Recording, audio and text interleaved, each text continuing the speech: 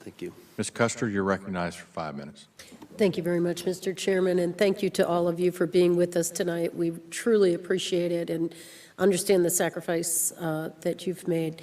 I want to follow up on this notion of a comprehensive one-stop shop and the whole aspect of your job that is troubleshooting and the challenges that you have, the difficulties that you face in that.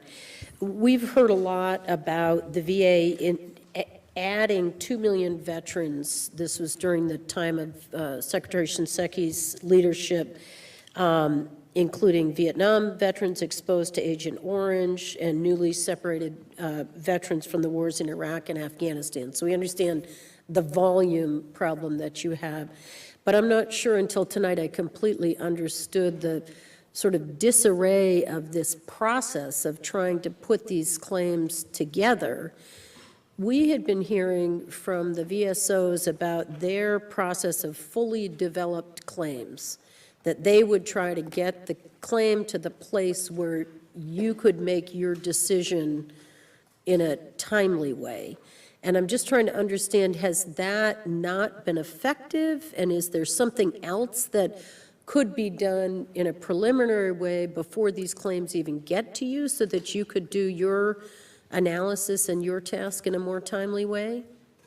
And let's just start, Mr. Soto, and we'll go right down the line. The fully developed claims, FDC, as we call them, it's a good idea. Overall, it's a good idea. The problem that I see, from my viewpoint, is that we've sort of shifted the burden to the veteran to prove his claim, and we're supposed to be non-adversarial. And we're kind of skirting the edge of the duty to assist in terms of providing all sorts of assistance and gathering records and that sort of thing.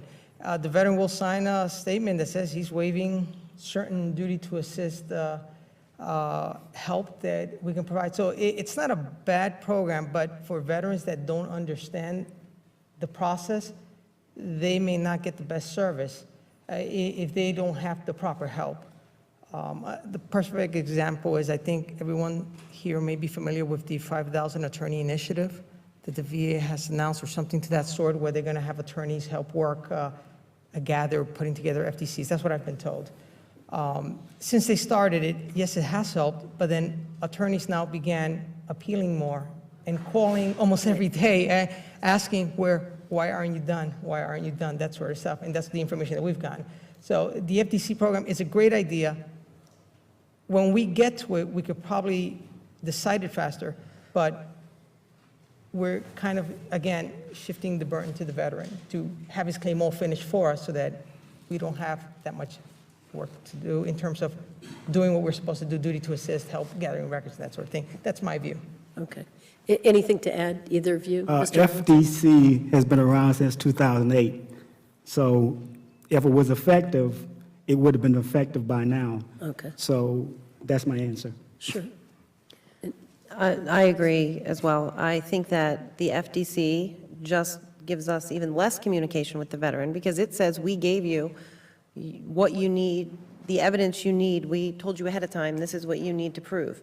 And it's on a form, piece of paper, written in small print. Most of our claimants have trouble understanding what any of that means. And if they don't submit everything round one, they get denied. So I think it's a great idea if you want to process more claims, but if you're trying to grant more benefits, I think it's a horrible idea. And I call if I have a claimant and they're missing something, I call them on the phone, and I stay friends with veterans that I've met years ago from helping them, and I get emails once in a while from their families. And I don't have a problem getting my work done when I do it the right way. I spend a little more time doing it right the first time, but in the end, the people aren't coming back complaining about what awful service they got. So my time is almost up. The other question I had is that you're mentioning that there's no communication with the veteran. Is there any way for a veteran to track their claim or keep track or stay in touch? I mean, I have, it's been brought up that going through your congressional office is the best way to get a claim done, and we've done a lot of that in our office, and it's been very effective, but now I understand why that's necessary. Is there no communication with veterans?